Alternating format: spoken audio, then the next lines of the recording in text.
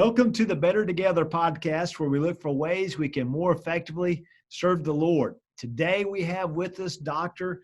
Kelton Hinton. He's the Associational Mission Strategist for the Johnston Baptist Association. He's a graduate of the University of North Carolina at Chapel Hill.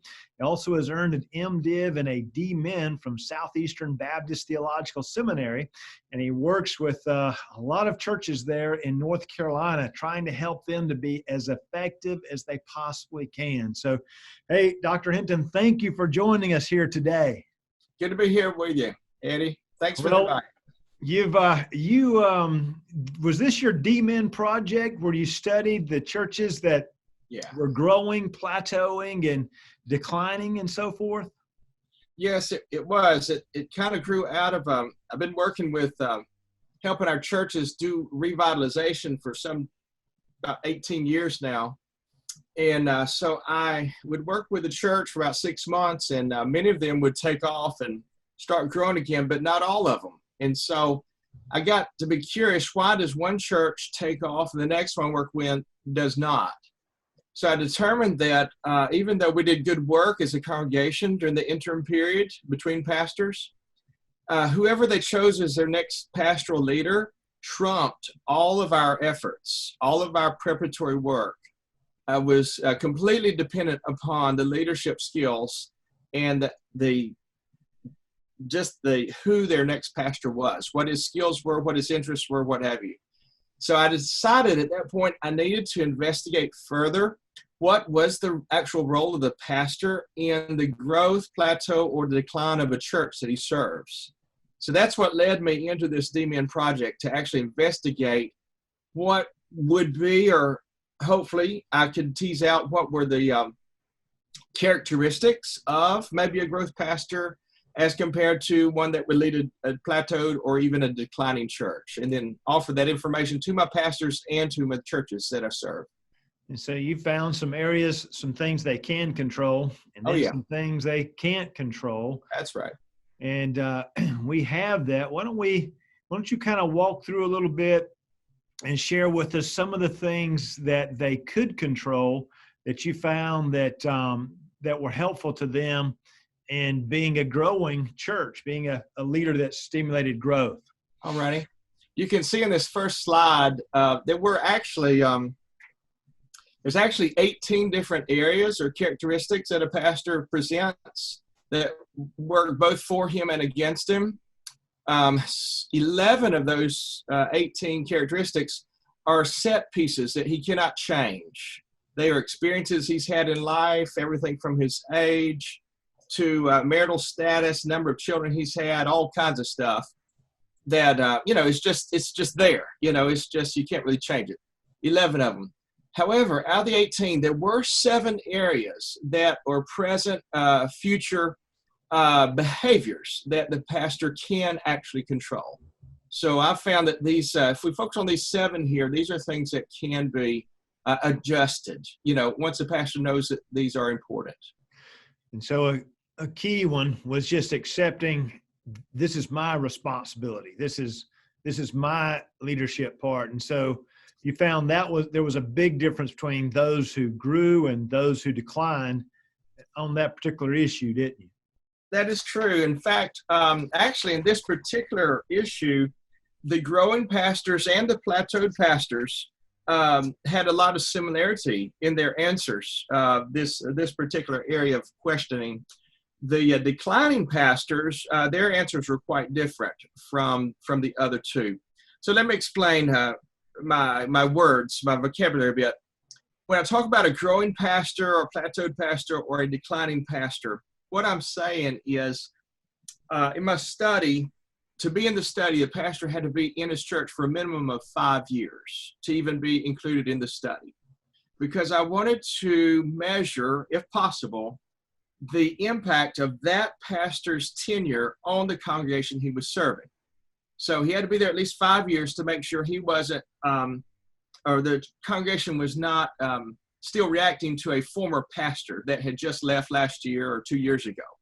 I want to make sure the stuff we were looking at was his stuff. Mm-hmm. So basically, we looked at the worship attendance of the churches, and determined that if they had grown, actually my context, we're a high growth area, if they'd grown 3.5% per year in worship attendance, they were growing. If they declined by 3.5%, they were in decline. And if they're in between those, then we can consider those churches a plateaued church. So based upon that, that's how I have named the pastors: a growing pastor, a plateaued pastor, or a declining pastor. I'm simply reflecting the adjective to use, his impact on the church congregation he has been serving for the last 5+ years. Okay? So this first question or issue here is accepting responsibility for the health of the church. Both my growing pastors and my plateaued pastors did acknowledge that a vision was important. In fact, you can see right there under that left-hand column, vision issue. Out of a group of 11 issues, I had them rank them, and both growing and plateaued pastors would rank vision issue as either number 1 or number 2, okay? Whereas my declining guys would throw that issue of vision, it came out way down in 4 and 5, about middle of the pack. So the declining pastors, again, when you compare the two, growing and plateaued guys knew that vision was really, really important, for growth to occur. Also, same thing, looking at pastoral leadership, both growing and plateaued pastors threw that at the top of the list. Again, this is out of 11 choices. My growing pastors put it number 3 as pretty significant out of 11. My plateaued pastors a little bit lower at 5. But look at that. My declining pastors, theirs was even lower than that. It came in at 5 and at 6. Down the line. So this is already at the halfway point and even below halfway of your 11 total. You see what I mean? Mm-hmm. The pastoral leadership. And then finally, call a new pastor, ask them about, what had they seen or experienced when they saw a growing church. What precipitated that? My growing and plateaued guys, my growing guys said, call a new pastor.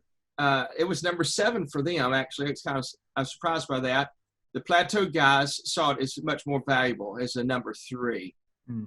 However, look at this. On the declining guys, they put it way down at number 10. Out of 11 choices, they put calling a new pastor as next to the bottom. So the example here can't be more stark about how they feel like, what is the role of the pastor, for leading the church and being responsible for the church's growth or decline. The declining pastors said, we're out of it. I'm just pastoring. Someone else is responsible for its growth, not me.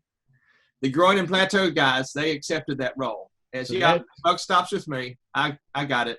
That is so key, kind of the President Truman idea. It's my responsibility.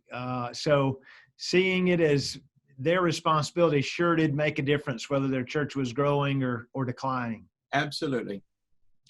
So you also found daily quiet time was a major issue. Walk us through that.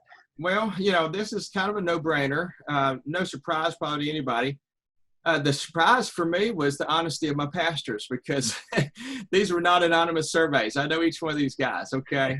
So I was actually kind of shocked at how vulnerable they made themselves. Of course, I protected all their identities. Nobody has ever seen the results but me. But they were very honest with me.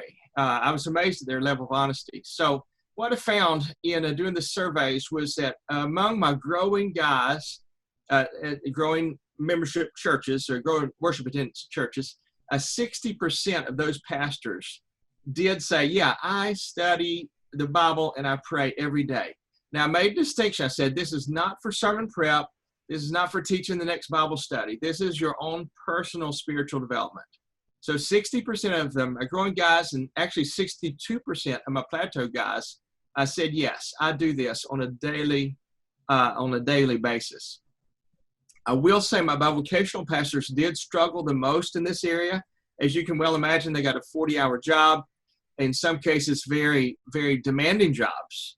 Then you add in travel times and all that, and so their time is like really, really squeezed. Unfortunately, for many of them, the daily quiet time does get squeezed out as they, prioritize other things. But look on the other side, in the other column, my declining guys, only 30% of them admitted to a daily quiet time. 30%. So less than half to less than half of the growing guys, 30% versus the 60%. And of course, we see a direct correlation. There's other spinoffs that come from this, but here's one of the key pieces here. Daily quiet time is absolutely critical if you want to grow your church.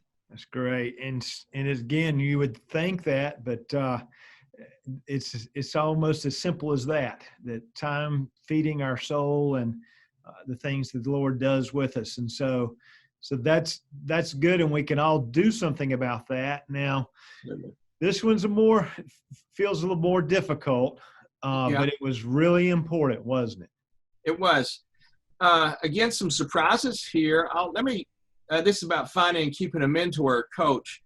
Look to the right-hand column first. This was a surprise to me that the pastors of plateaued and declining churches, 100% of them had someone that was a mentor to them in their first 5 years of ministry.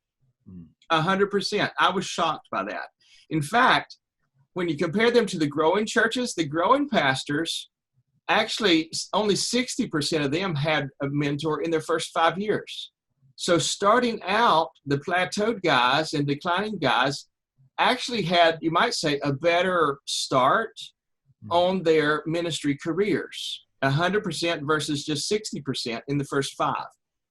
And I will say this, that the growing pastors, once they got into it and saw how difficult it was to pastor church, their number did rise to 89%. So even if they didn't start out with a mentor, as the years went on, they started finding some guys that could speak into their life, okay?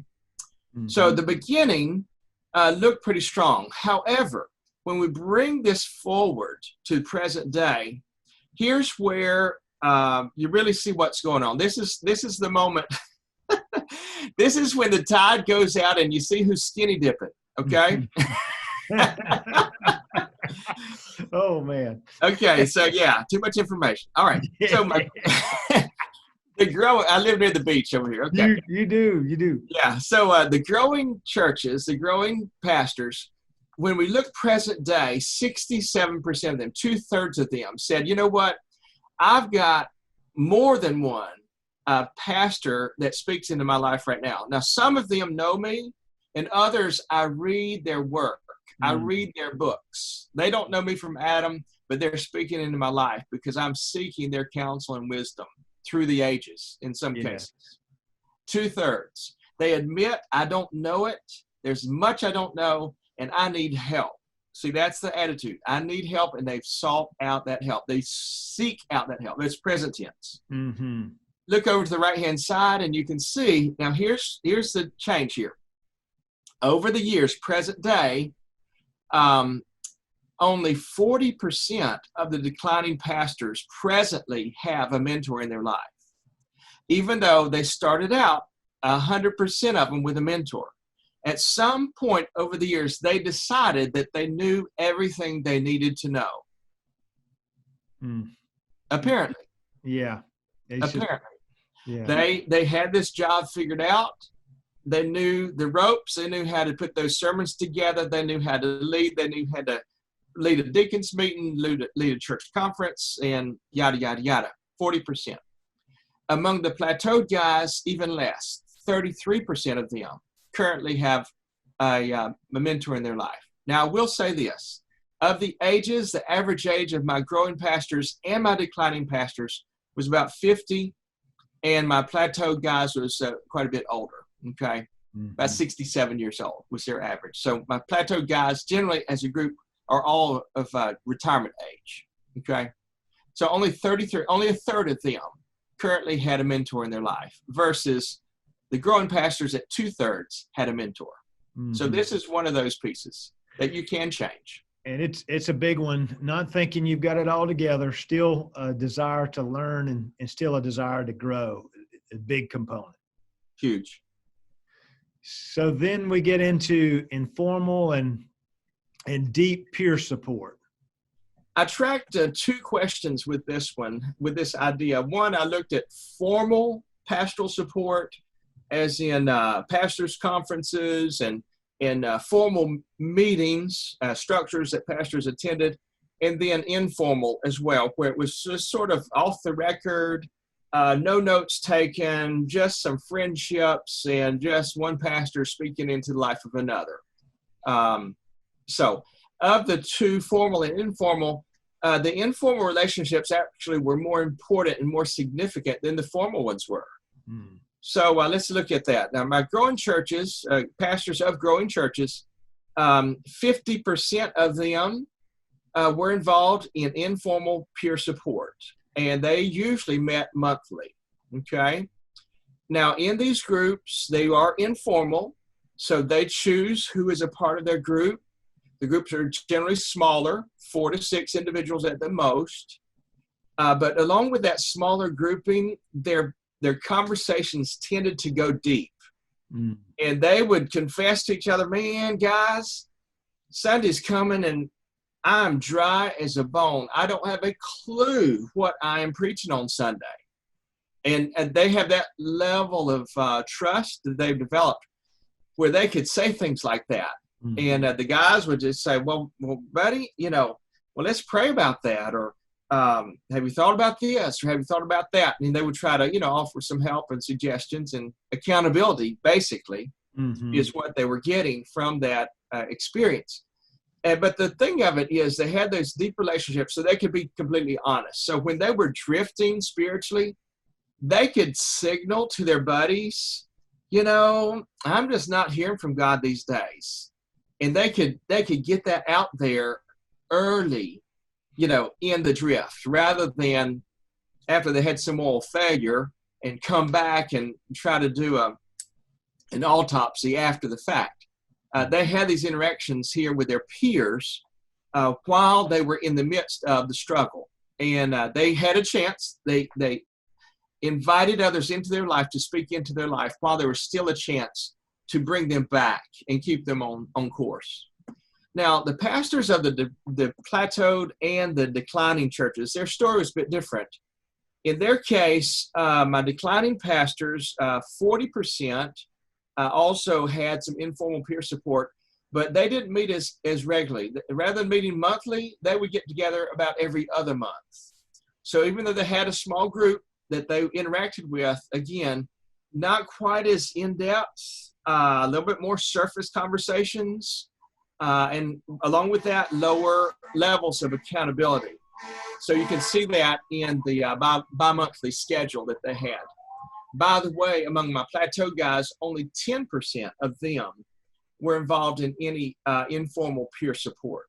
10%. Again, they're a little bit older as a group than the others, but anyway, you can see that impact. So the informal peer support was really critically important. And the main part of that is this level of accountability and really inviting other fellas into what's really going on with your life, while there's still a chance to turn that around before you've gone too far down a dark path.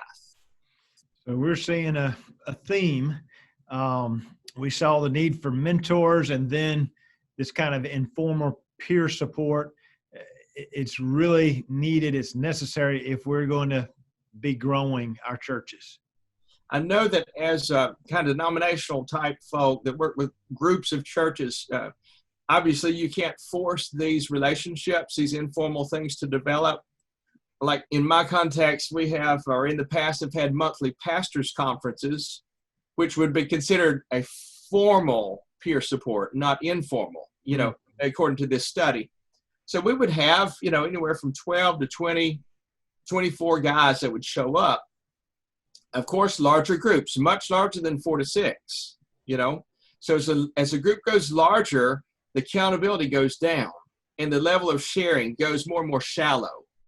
The smaller the number, the deeper you can go in your conversation. The larger the group, the more shallow and surface the conversations are. And you can see how they could be less helpful. They're good for gaining information, but for accountability, that's very, very, very shallow.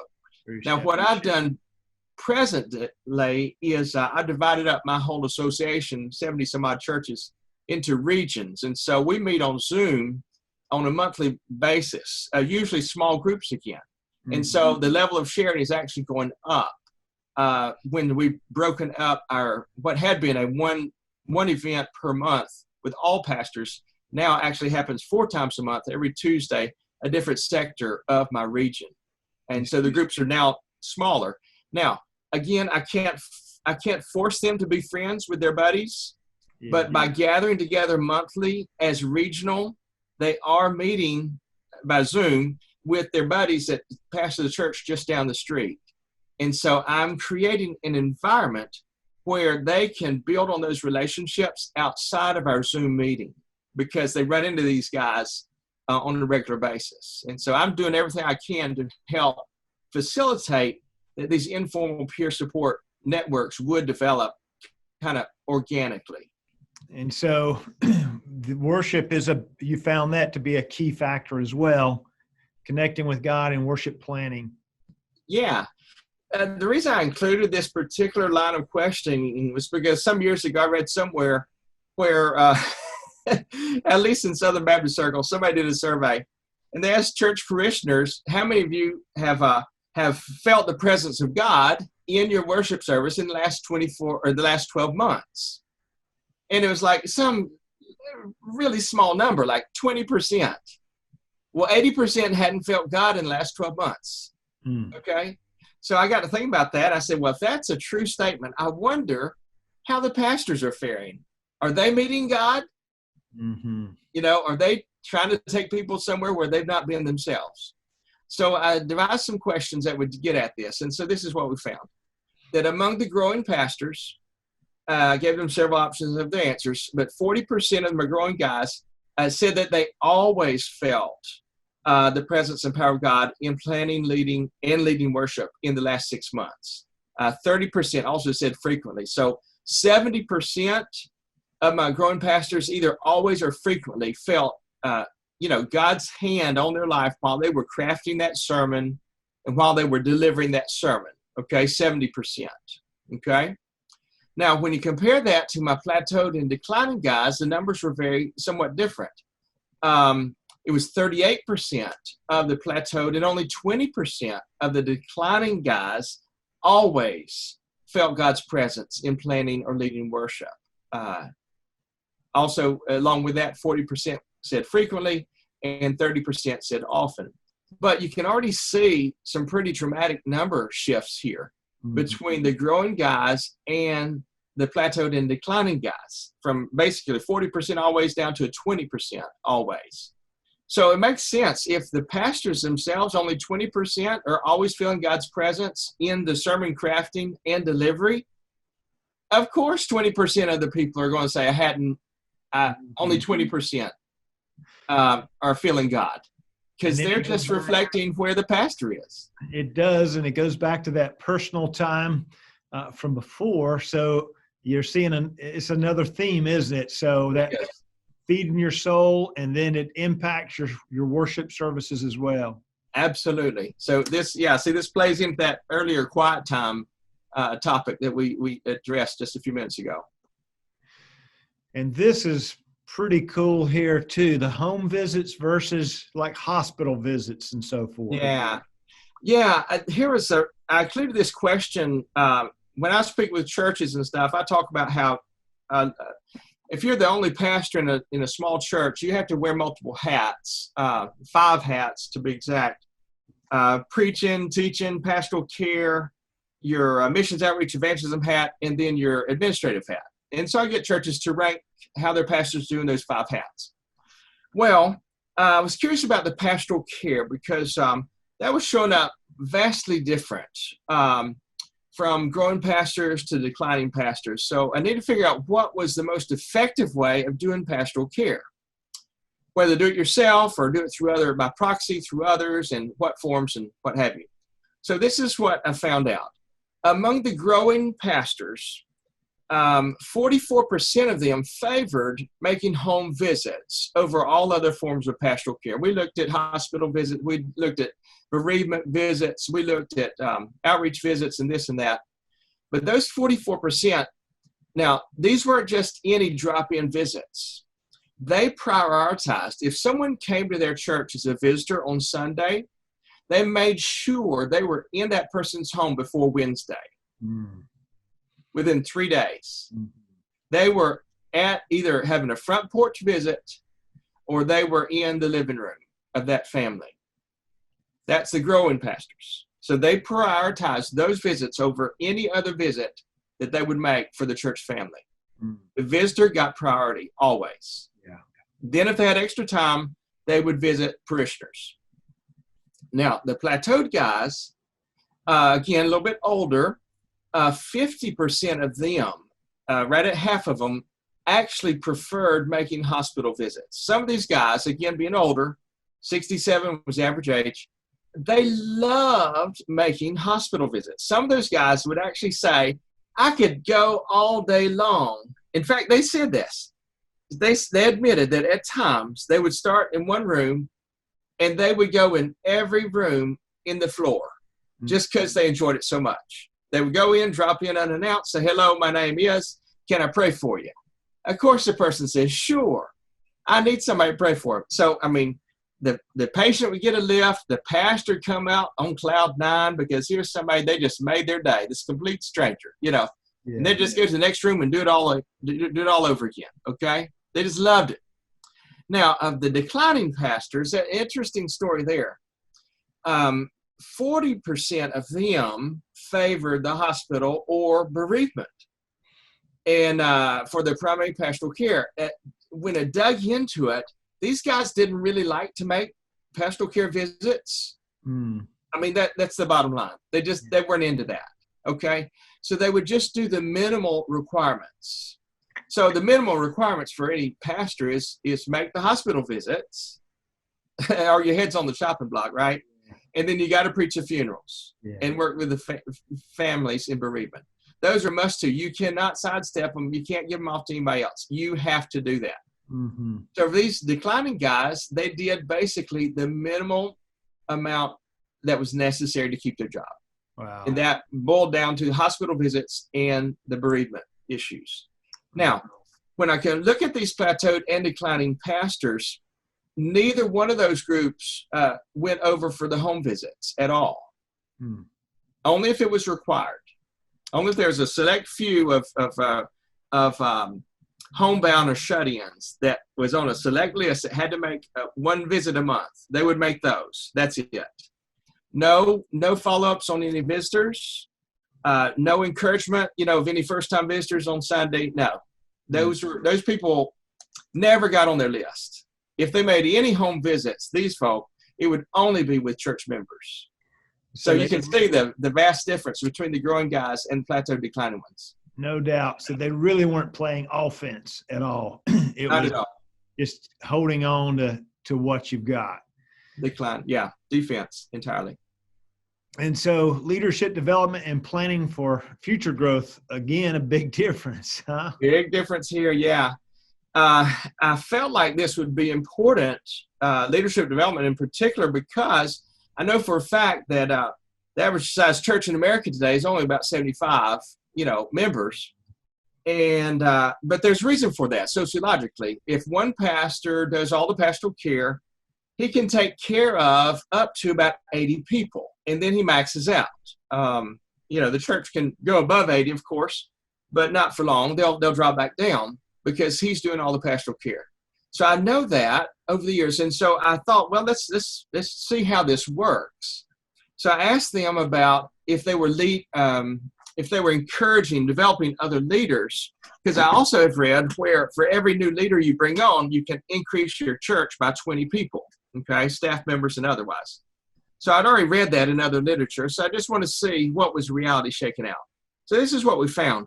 Among the growing churches, pastors leading growing churches, 80% of them, 8 out of 10, actually had a strategy in place for either for both finding new leaders, leading and training them, and putting them into positions, okay? Now, among that 80%, 50% had a formalized approach and 50% did it in an informal way. But they were 80% did have a structure and a strategy in place. One, for seeking out new leaders. Two, for getting them the training they need. And thirdly, to deploying them.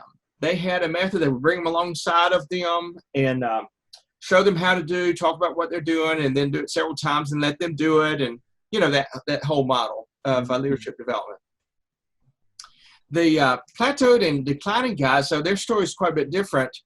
Among the plateaued guys, again, a little bit older, 50% of them had a strategy as opposed to the 80% among the growing pastors.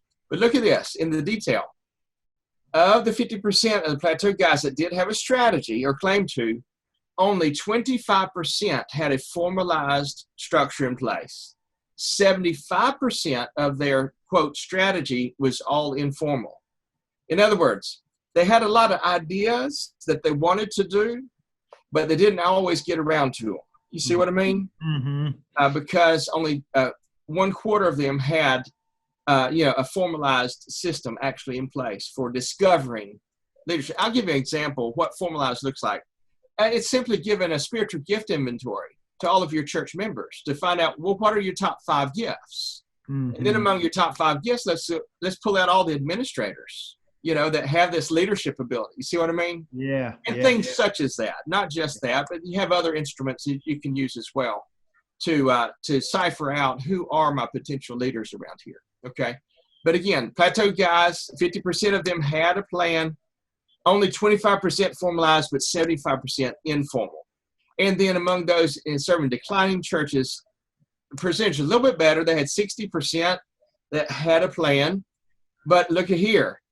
Only 17% formalized, but 83% informal. So this told me somewhat that the informal approach to leadership development was not really producing the results that were effective for growing a church. That of the two, formalized versus informal, having a strategy in place is better than not, but what type of strategy is also critically important. And the formalized strategy system or plan is much more effective in producing results, i.e. growing a church numerically, than using an informal approach, kind of flying by the seat of your pants, mm-hmm. I'd say. So if they're going to grow and if they're going to develop leaders, people to replace themselves, you've got to have a plan for that. And it really needs to be a formal plan. A formal plan, absolutely. Kelton, thank you so much for your time. Thank you for your research and then the good work that you're doing there on the ground in North Carolina. And we appreciate you sharing this with us. And we hope and we pray this will end up helping a lot of churches and search committees along the way.